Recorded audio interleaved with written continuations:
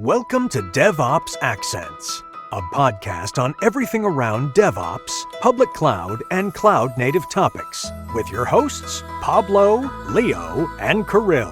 Hi everyone, and welcome to another episode of DevOps Accents, the regular podcast where we are the co-founders of mkdev get together to discuss everything around DevOps, all things IT, and all things that happen around us in the world, and things that some way related to what we do. And today we are the host of the podcast, Pablo and I. Hi, Pablo. You say Pablo or Pable before? Pablo? It's always Pablo. Okay, sorry. Hello, everyone. How are you? Yeah. Kirill is not with us today. He is traveling by train right now, this very moment while we are recording this. And he was unable to join us, but he is with us mentally. Do you know that this is the third time that he's not here? Once because he had COVID. Okay, COVID. Everyone had COVID. The second one was on vacation, and now again he's on vacation. He's on a bicycle thing that he went from Munich to Italy by bike in 3 days. But come on, please. Yeah, he's not working at all. And we have to give him a lot of credits because how inventive he is in creating excuses for not recording the podcast. But I admire his creativity because it takes a lot of effort to create this bike travel from Munich to Lake Garda, and they basically had to traverse Alps. And so much effort just not to be here. Like this is something else. Okay, guys. Anyway, we've been on another conference this month. Like it's 2 conferences in a month, or mostly in a month, and it was exhausting. We've just recently get back from Munich. Kubernetes Community Days. Pablo, I believe you just yesterday you've back from Munich, back to home from this trip. Yes. Okay. The conferences was 2 days, Monday, Tuesday, and I stayed some other days in Germany visiting friends and people that I know there. And serving as a personal. Oh wait, no, it was otherwise. No, Kirill was serving you as a personal driver. Yes, Kirill was my driver. No. I don't drive, so he was my driver. And it was very good because it was 2 days. But okay, what really happens in 2 days to us happens in several weeks because we need to prepare everything. You need to prepare all the merchandising. You need to prepare the conferences. You need to prepare many, many things. And then at the end, it's only in 2 days. It's like a wedding, no? You're preparing the wedding for many, many days. And then when you don't see, you open the eyes and you are already married. So, but this is more or less a conference. And this 2 days conference, because, for example, there is another conference of 5 days. But this conference with 2 days, normally all the stress and everything happens the first day. Because this time, for example, we need to arrive at 7 o'clock in the morning. There, and then you ended something like at 11 o'clock in the evening, because it's not only the conferences, it's not only the you need to have lunch there, you breakfast, lunch, and then in this case there were not beer, because in the ones in Netherlands, in Amsterdam, after the conference, the first day you have beers in the same building. In this case, we had a bowling event that it was sponsored for one of the companies. And the thing is that when you go to this bowling event, everyone is there. So at the end, you ended something like late, 10:30, 11, and then you're really, really, really, really tired. And then the next day, you need to wake up again. So, but okay. It was very good. I have to say that very, very good conferences this time. I like the idea. I love the way that it was organized. So if you compare one with another, maybe you can say, for example, Kirill and me were talking, the food in Portugal was the best one. So there is nothing that DevOps stays in Porto. So there is nothing. Imagine the conference in Italy. No, man, no. I prefer Portugal food, So, but the food there was something impressive, and not only the food, so even the people, the waiters, because here is something like a queue, and then you make a queue, and then you go and everyone go and choose one plate, A or B. That's all. But in Porto wasn't like that. In Porto was something like 6, 7 themes, and then little canapes, and then if you want wine, there is a waiter with wine. All these kind of things that you say, man, I love that. So it was very good.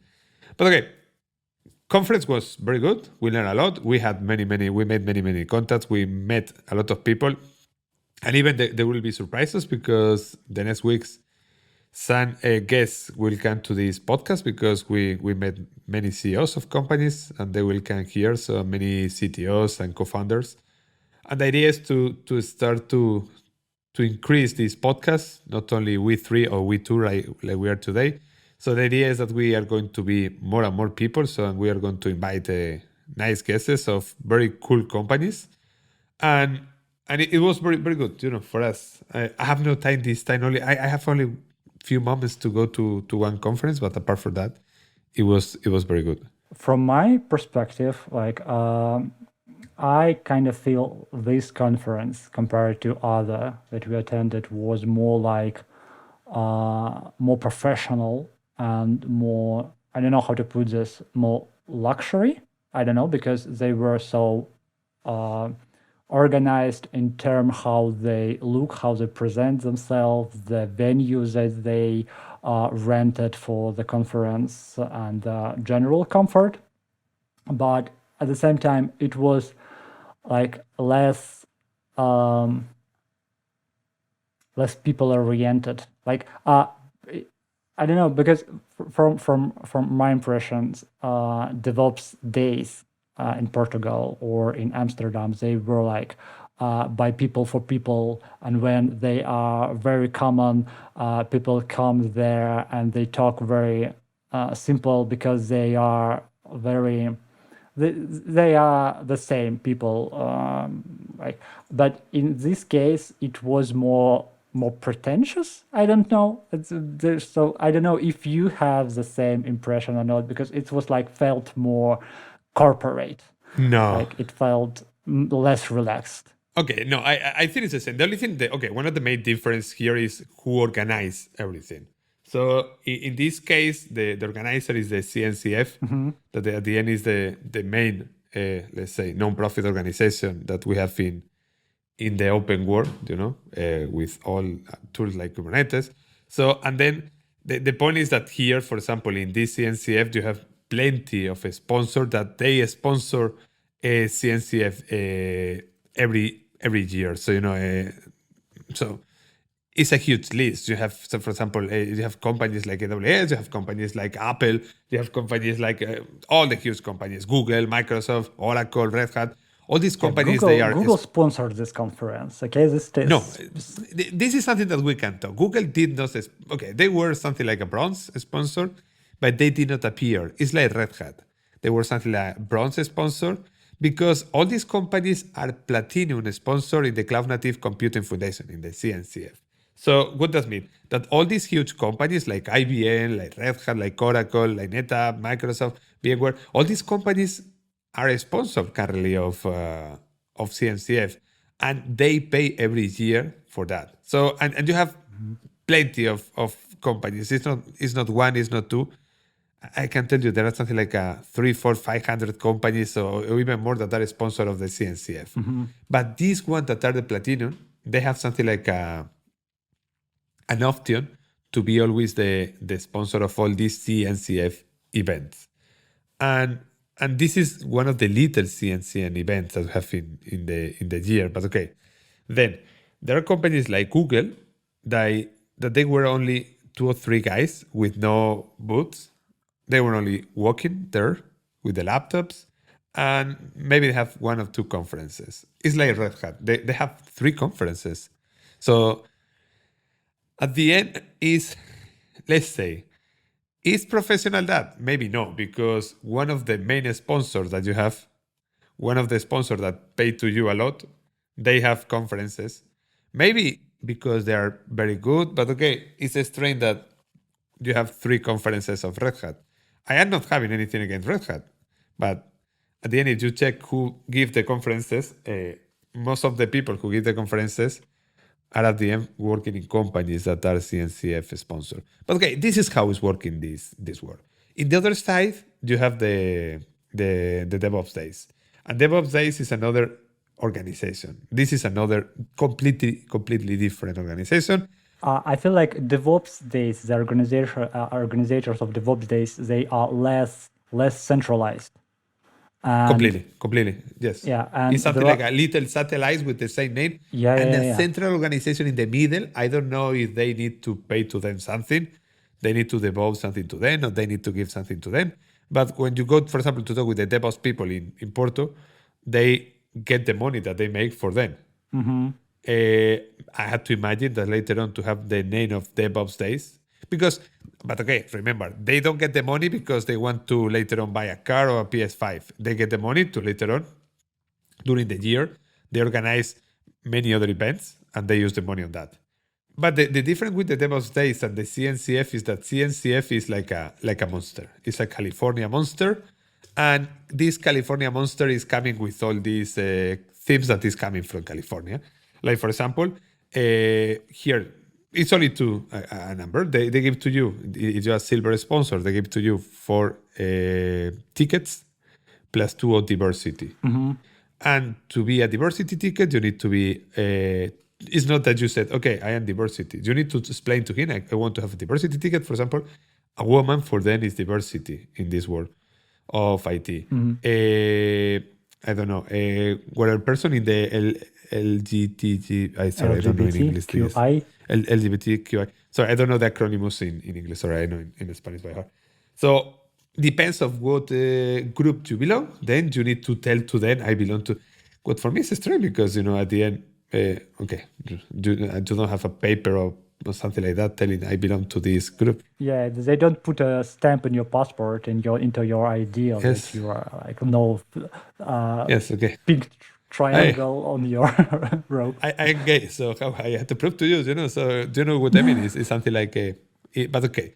So, and then they are coming with all these themes that they are coming. Yeah, I wanted to discuss this with you. Like, what's up with these topics, what talks on the conference? Like, I explored the whole schedule and I read about the speakers, and then there was one of the talks. I don't remember how exactly it was called, but it was something like, how can we optimize our Kubernetes to prevent climate change?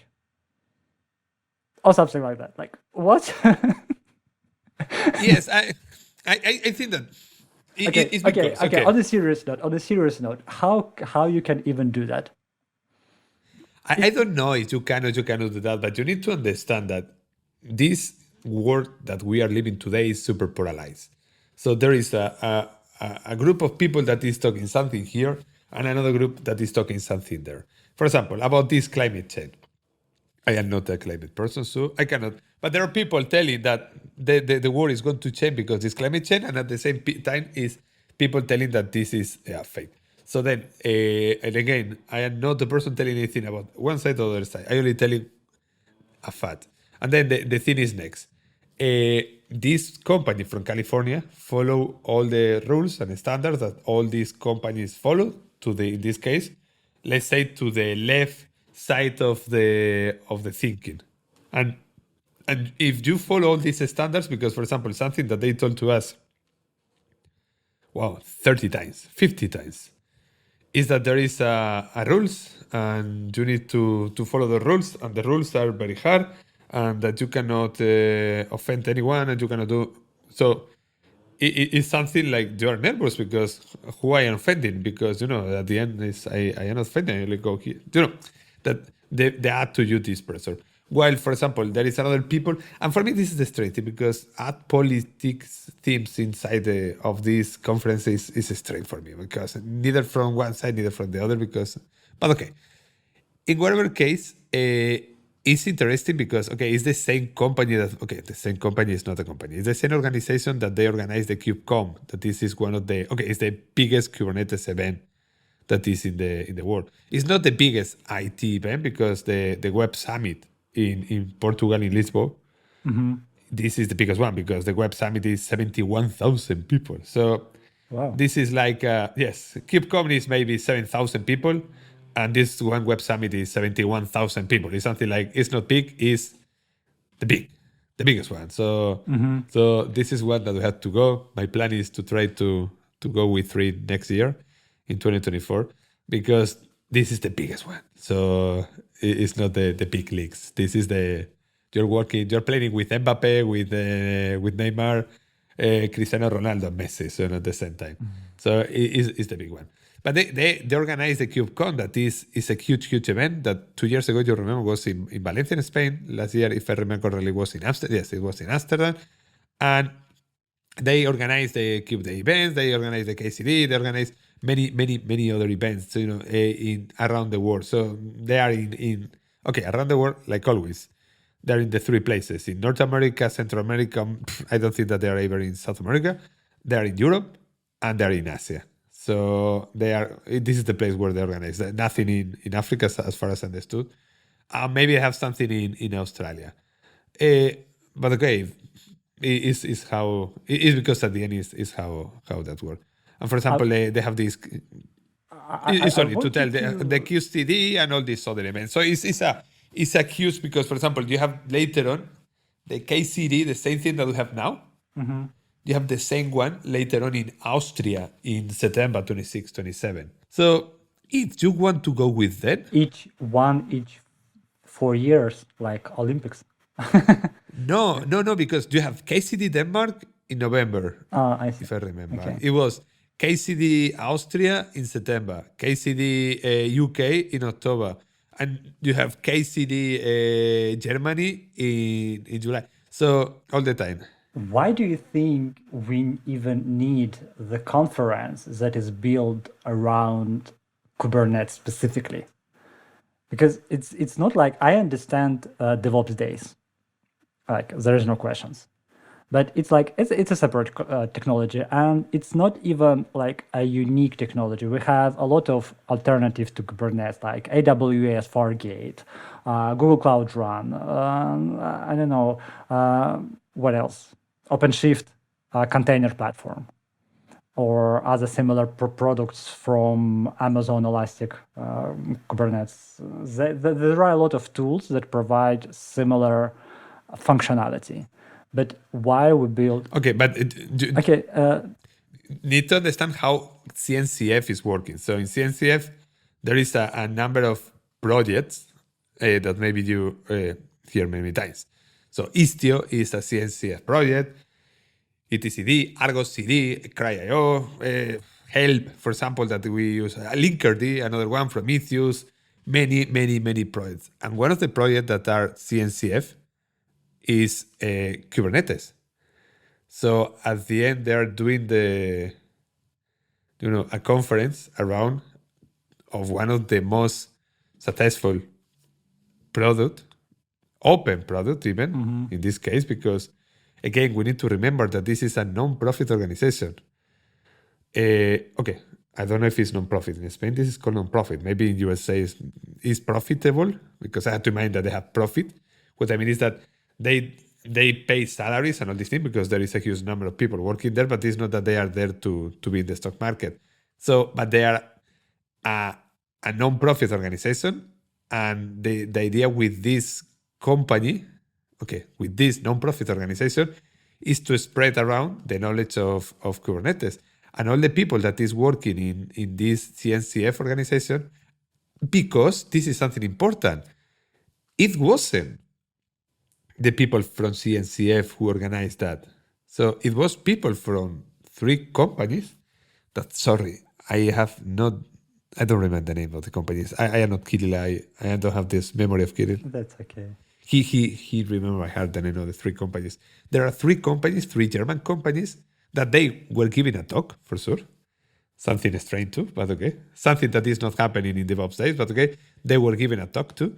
And these companies, so they are the ones who are organizing everything. So in charge of CNCF. So I have to mind that maybe they are like a sponsor of the company, because at the end, the name of the company appear everywhere. So and it's good for them to organize this event. So, but again, about your question, that why is a conference around Kubernetes? I think because it's very important and very interesting, because it's one of the most successful product open source ever created in the history. Maybe after Linux, one of the most, if not the second most successful product ever created, open source product. Okay, but and the idea is good because everyone is talking about that. Everyone is talking about all these themes. I don't know. I think it's very important, It's because not something else. like Sorry to interrupt you again. okay. Remember that CNCF is part of the Linux Software Foundation. So at the end, all these open software components are all in the same bubble. I think it's very good, or very bad. I don't know. But today is very good. Mm-hmm. But this is how it's working. So it's not really created around Kubernetes for the sake of Kubernetes. It's more like an anchor or something that connects us together, because if you are in DevOps, if you are cloud native, naturally you are using Kubernetes. Like the same way, like most obviously are using Linux, but Linux is more than just operation system. It's more than just cloud, so they cannot build this around Linux. So they build it around Kubernetes as a signature tool that everybody in the industry uses. That's why, probably. And from what I've seen on the conference and from what I pick up from the talk there, this more or less stands, because not all the conferences, not all the talks were dedicated directly to Kubernetes or how-tos in Kubernetes, features, or how to exploit it or something like that. There were more like a lot of general talks, even including this climate change talk around the Kubernetes. And I've been wondering, like, this is something that really matters for some people, because, for example, we have friends in this industry who are working is recruitment, and they build a company around climate tech recruitment. For Zero, the company name's For Zero, and they are recruit people specifically in the area that takes into consideration how our tech affects environment, how our tech affects climate. And I think this is something that some of us need to consider, because, for example, if we have a client that is very concerned about how much carbon footprint their company produces, and they would like to reduce this footprint, and they ask us, for example, how can we reduce the power that our servers consume? What can you suggest, or something like that? And we have to deal with that. And this is something that was discussed during this conference in terms of Kubernetes, but this is something that can be applied to anything that is tech related or IT related. And a lot of people can or should think about it. And I can only think about it in terms of our clients and what they are looking for. And I think that it would benefit better if we be more open or more honest about it. And when we present the idea on the conference, like this person did, just to openly admit that there are people who are concerned about that, and this is what we can offer to them. And if you want to offer to them, you should do this and that, and in that way you will benefit from their concerns, which is great. And this is something that why a lot of people are attending these kind of conferences, to gather more ideas how to approach the clients or their everyday customers, and even their own employees with whom they're working. And the fact that we've met a lot of people on the conference who are not directly connected to what the conference is about, I mean the Kubernetes, just like I don't know, maybe it proves my point, because a lot of people were attracted to the conference to meet the people, the companies, even outside the Kubernetes topics. For example, like we met a lot of CEOs and a lot of companies who would like to discuss some opportunities with us, even maybe just join our podcast as a guest. By the way, spoiler alert, stay tuned, more to come very soon. Do you think that for people that company, that these conferences are a good opportunity, like to I know obviously it's a great opportunity to expand your networking or something else, but like to even find a new job, because what we are doing inside mkdev recently, we've been involved in a lot of recruitment, yes, and most of it emerged from the fact that we attended some conferences. And what we've noticed is that a lot of people are even attending the conferences to either find new employees or find a new job. And I think that this is something that needs to be considered by a lot of people who are trying to find a job, because what I noticed is that it is much easier to get contacts and to meet people on the conference in person rather than doing this online, because probably you and I, we are involved into the process of connecting with the clients, with the customers, and probably you noticed like how maybe difficult it might be when we are doing this online. But when it comes to offline, when we join these conferences, and we already know that some people, that the people who came there, they already came here to establish new connections, and it's much easier. And if you are looking for a job, it would be much easier for you to find a potential employer there, because they're already interested in the fact. The cloud tech industry is evolving so fast. Do you keep up with it by improving your skills or upskilling your team? At mkdev, we offer a variety of workshops for just that, from the basics to expert knowledge. Before delivering our workshops and training sessions, we carry out a detailed assessment of each participant. To make sure the workshop is helpful for you and your team, we will add more content to it or throw out what you already know. Or we create a custom workshop specifically for the needs of your team and the specifics of your project. Could do that, but you need to think, okay, this is like the old way to find a job. So I remember before you had to open a newspaper and you need to check for a job opportunity before all these job portals are there.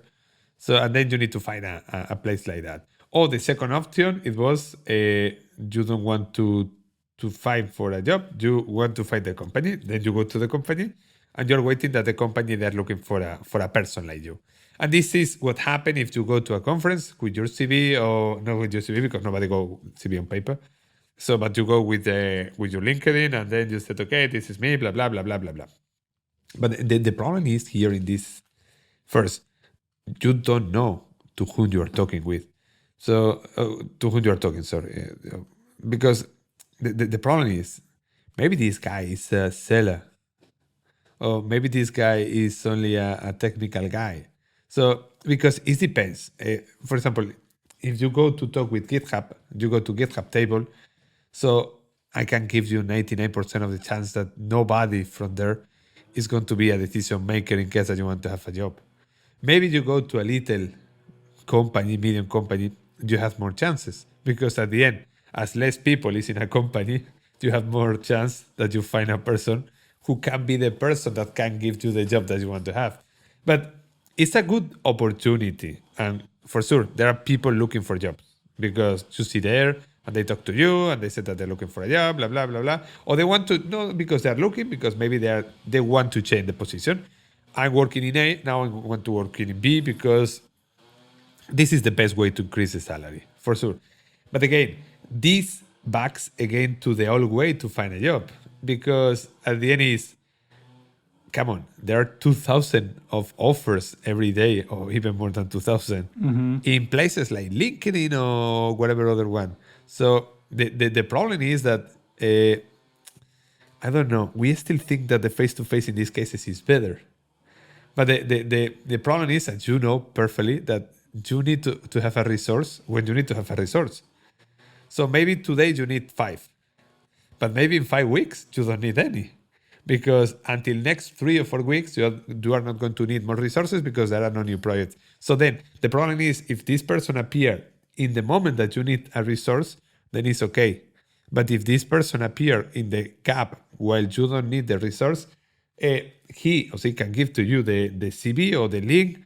You can take note of that, write down that. But at the end, the problem is that you can forget that. And again, I am not Kirill that remember everything. So, and if someone comes to me, I go to write down in my iPhone, in my notes. But if you check my notes, it's something like 2,000 notes per day. So at the end, sometimes I don't know why I write notes if I don't rewrite the notes later on. So this is the topic. So then I think it's a good idea to go there to find a job, but it's not the best idea, because if you want to find a job, you need to find a company that is looking exactly for the job that you're looking for.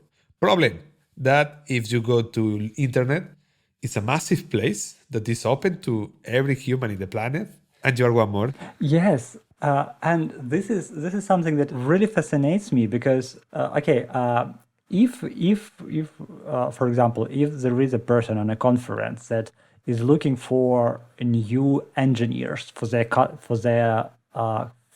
company, and they want to find this engineer there, and this person will be on the conference talking to all the different people, and if you are there is a very high chance that he will talk to you and you will be noticed.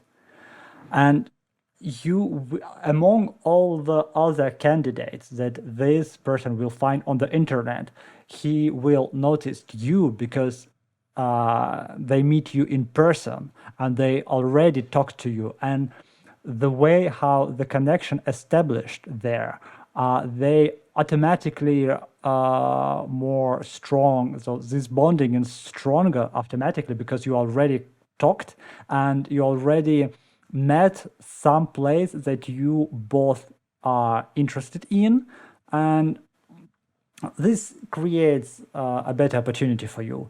And the same stands for the B2B connections. Like when I contact some company on the internet, I have to prove them my credibility, right? And I feel like when I meet another company on the conference, we already like passed behind this barrier that separates us. We're already on the same page. We're already here. We're already attending this conference. We have the same interest, and we already understand that we are a good match. and we can start talk business right away. And to me, this is the greatest. And the fact how many contacts we created on the conference, like this is a very good food for thought. And a lot of us and a lot of those who are listening to us should consider this and try to attend as much as you can, speaking about this conferences. But you need to remember that the most important reason because the people that attendees go to the conference are not because they want to find a job. Yeah, naturally. The most important reason is because they want to learn about the topic. They want to be in a community because there are a lot of community people. They want to learn things because they want to, because at the end it's super interesting, because if you have friends that love that thing, you're going to be there 2 days. It's full of events. You even at the end of the day, you can go with them to take, I don't know, to drink a beer, to have a dinner. Maybe there are even friends that you met always in these kind of meetups, and then you always go to those events, because as you see, there are plenty of events. For example, we will go in September to the DevOps Days in London. Okay? And the company that it was close to us, they're going to be there too.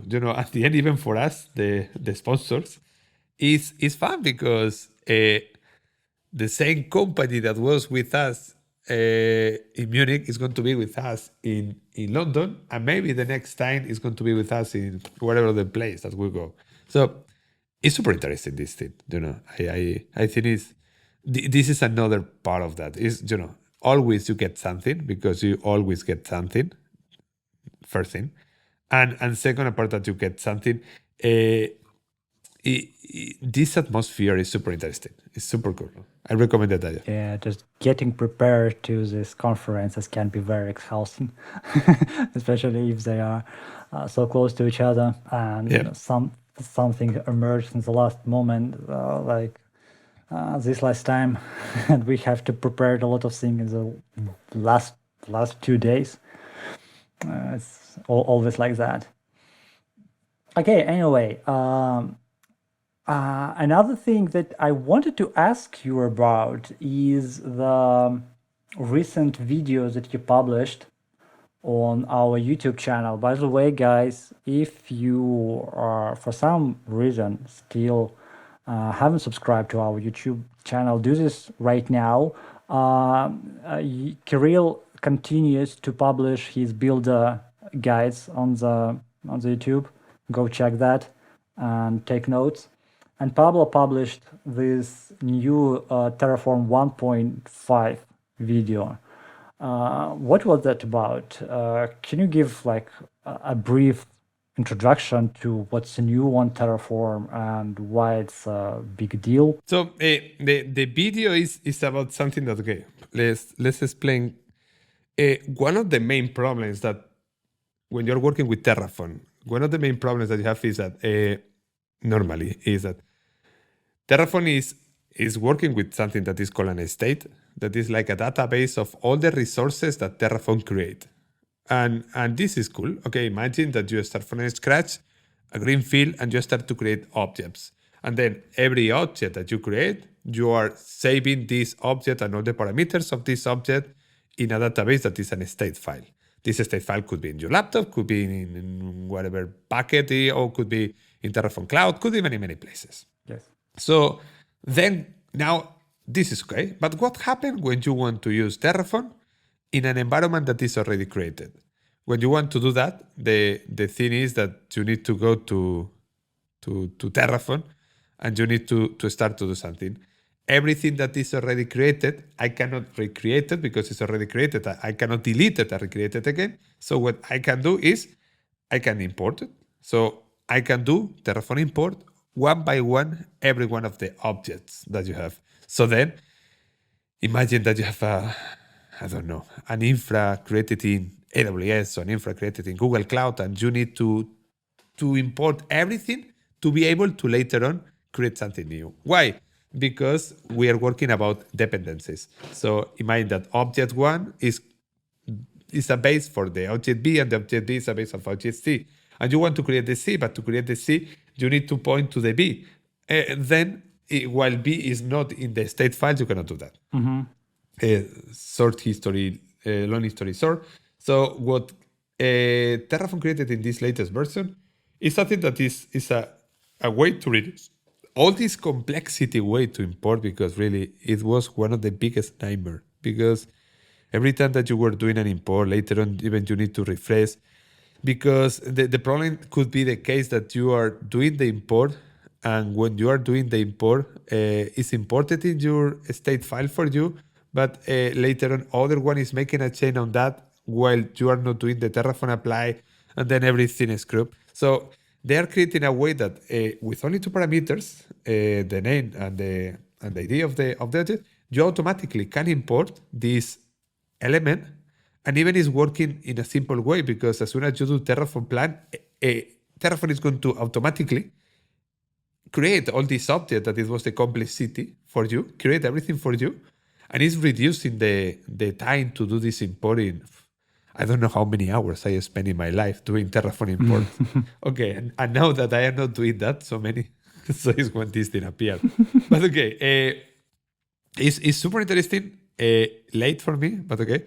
But it's something that I recommended. Not only to watch a video, I recommended to watch a video plus later on practice at home that, because super interesting, you know. Do you think this new feature, Terraform 1.5, will require relearning some features and updating the knowledge of Terraform, or it's something like that any user that worked infrastructure as code, including with Terraform, will pick up naturally without some additional training? If you have basic knowledge in Terraform, so it's super simple to understand, because before it was complex, because before it was the problem. Now, really, you don't have any kind of problem with that. It's super simple. And I think that everyone can do that, you know. And so for me, it's one of the things that they have to do something like 5 years ago. Again, appears now, but okay, but this is super good. And again, the good thing is that every one of us, we can go to our AWS Google Cloud account. We can create whatever component. Imagine you can create an S3 bucket, and then when it's created, you can test it doing an import, create it an import, and you check how it's working. Really simple. The video is even short video. So it is safe to say that entry threshold, is skill entry threshold, is now lowered to be introduced into infrastructure as code. And now more people, more developers can embrace this approach, and it's much easier for them. Okay, but remember that this is only one of the themes. What they do here is only they improve the import. Mm-hmm. It's not that they simplify all the process with Terraform. But yeah, okay, absolutely. Some points is simple, some other is not. But you said it was like the most time consuming. No, it's consuming when you go to one project that is already done without Terraform, mm-hmm. and then you need to say, okay, this project needs to have new components, and I'm going to create all these components with Terraform. What I'm going to do with all these 2,000 elements that are here, I need to import one by one. So then this is the problematic part. But infrastructure is a code is still something that needs to be learned thoroughly. I know, yes. And this is something that I was getting back to our recent recruitment process. I've been scrolling through a lot of CVs and a lot of resumes, and it amazes me how many people don't even have infrastructure as a code in their profiles, because I know I learned from you and from Kirill that this is a basic knowledge that needs to be there if you want to call yourself a good engineer. But at the same time, a lot of people don't even have what they do. They're clicking their mouse and putting and moving windows on the screen. And okay, anyway, all these things, if you don't want to miss all the updates, all the news on the what's happening on mkdev and all the new content that we create, you should be subscribed to our bi-weekly newsletter, mkdev dispatch. And to do that, what you need to go to the link in the description and subscribe to mkdev dispatch, and you will be notified about everything you around this. And I wanted to mention like one of the recent dispatch that while we were on the conference, Alex took the lead and wrote a very interesting intro to one of the dispatches about the recent launch of Meta Threads, the new alternative to Twitter, and how he was fascinated to discover that in Threads you cannot even read what you want. Like you can subscribe to or you cannot even probably even subscribe to some people you want to follow, like you do this on Twitter or on Instagram, and see their updates. Instead, Threads generates a new timeline for you and feeds you with threads, tweets, how they called it in there, I don't know, with whatever things they think would be interested to you. And this is something that surprised me too, because as Alex mentioned, as Alex noted, this brings us back to the era when we were consuming the information from TV or radio, and we had no control on what kind of information they translate there.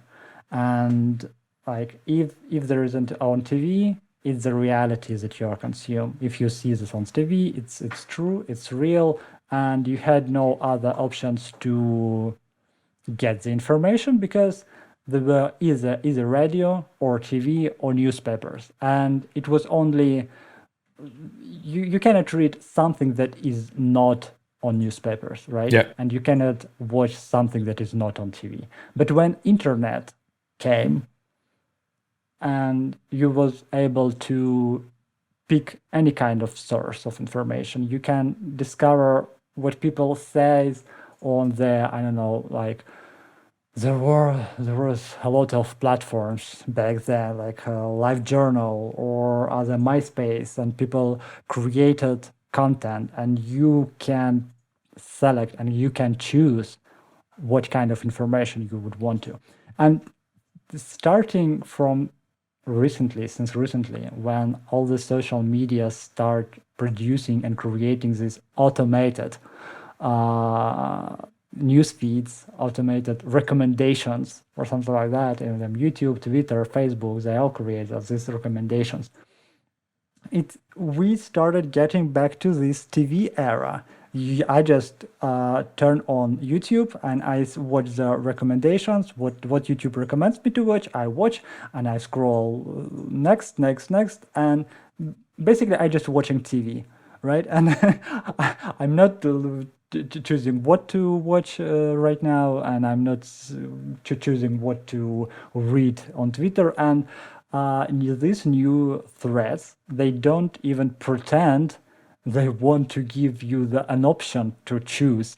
They just feed you with what they want.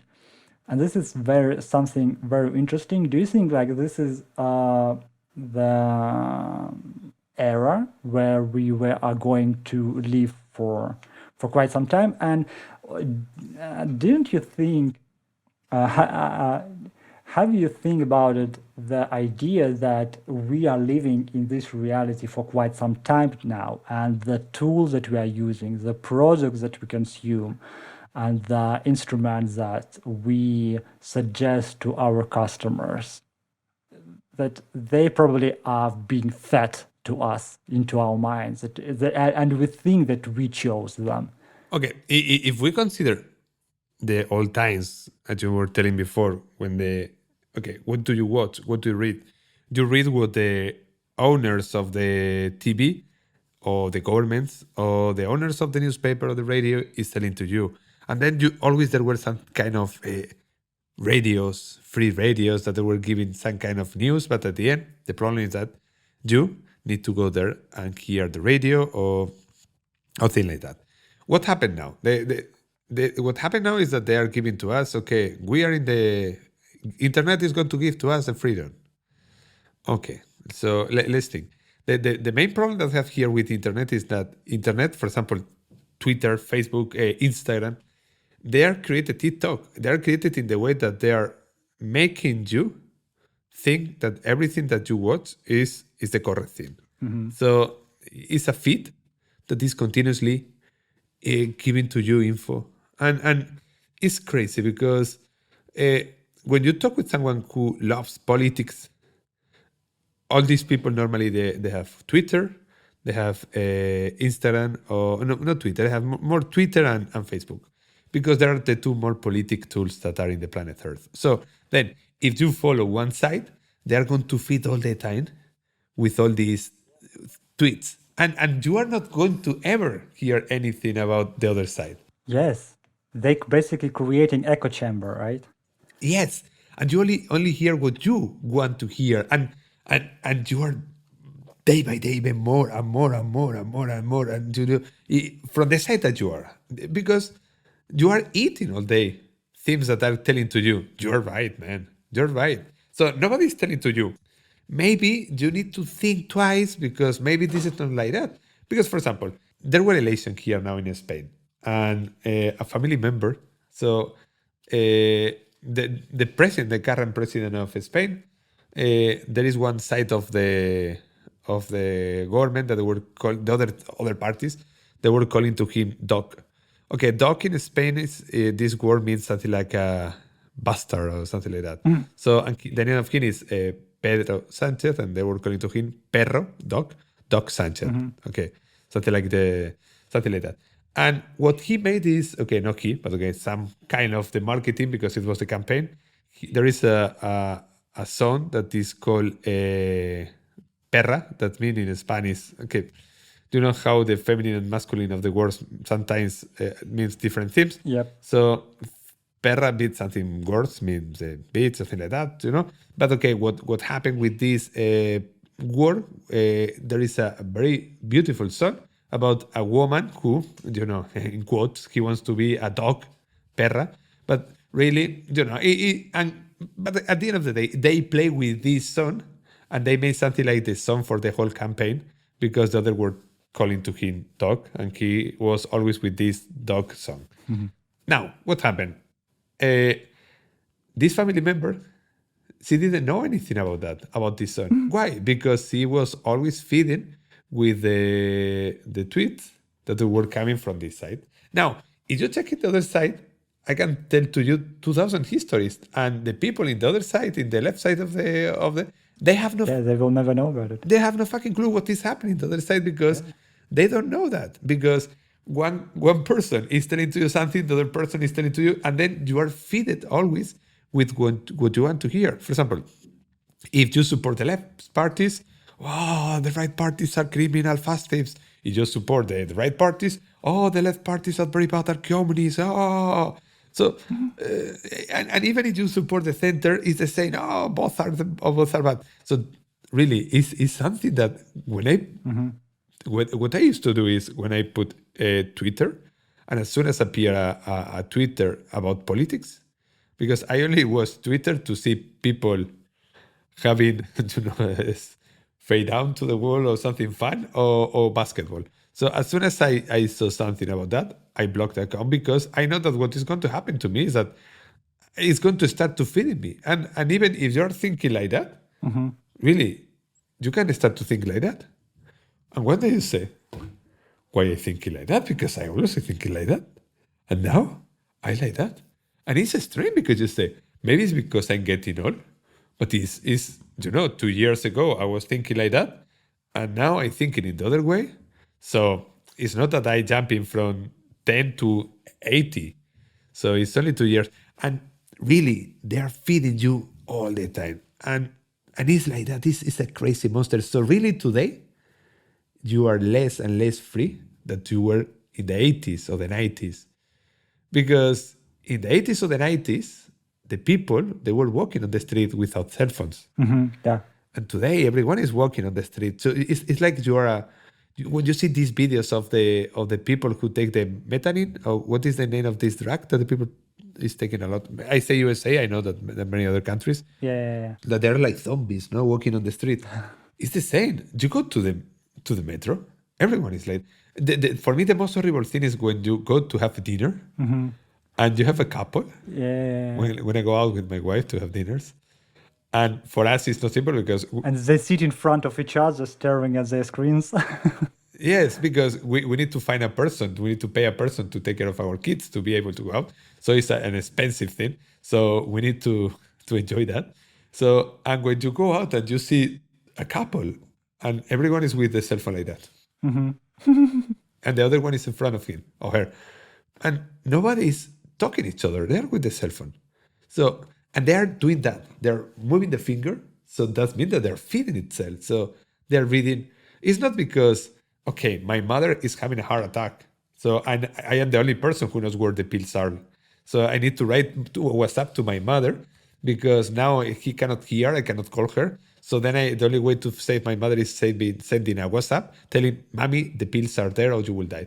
No, the people is not talking about that. So I was in Munich these days. I was having a dinner with some friends, and there is one that it was with the watch, and fuck man, it's the same. So you're not using the cell phone, but you're using the fucking watch. It's the same stupid thing. Yeah. Come on, stop that. I hate that, But it's the new world. So and we are not free. In the other way around. Okay, now here comes a tough question. Do you think this happens in our industry too? Of course, everywhere. Have you been fed with the ideas that some instruments, some tools are better than another? Okay, we all know how marketing works, but when we come to the conference, there are no people who will say something like, have you ever considered something different? Like it's on the Kubernetes conference, no one will tell you, have you tried AWS Fargate? Yes, they will be talking about Kubernetes. So do you think like we deliberately and purposely put ourselves in this kind of echo chamber when we constantly tell ourselves and confirm to ourselves that the tools that we chose are the right tools?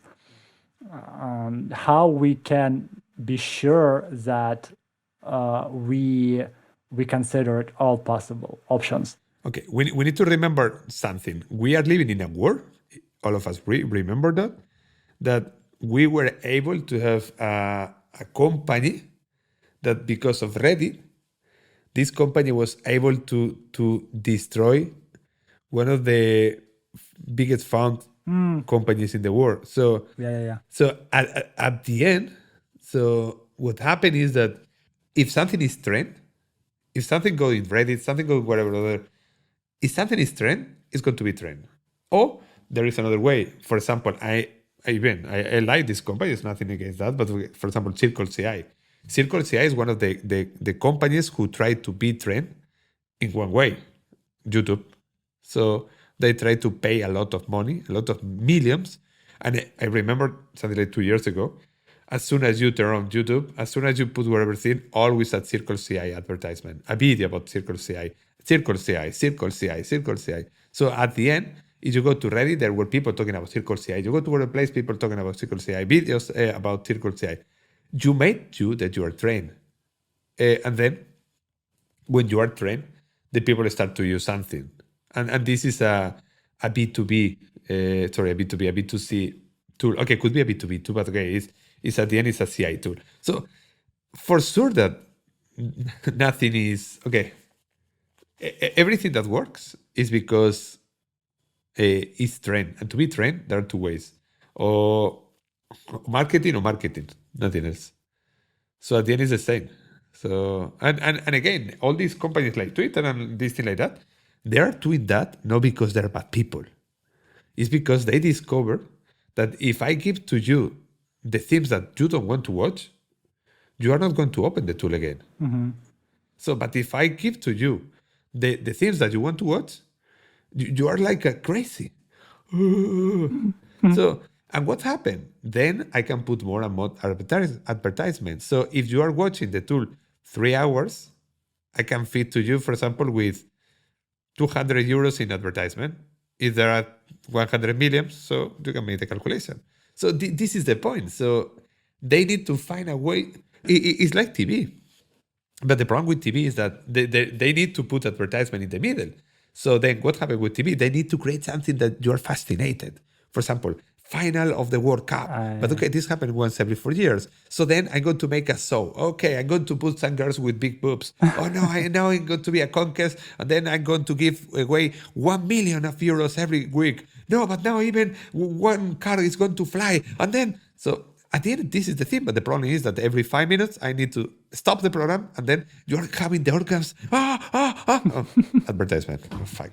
What happened with YouTube? What happened with Twitter? What happened? They only put one advertisement, maximum, 1 or 2, no more.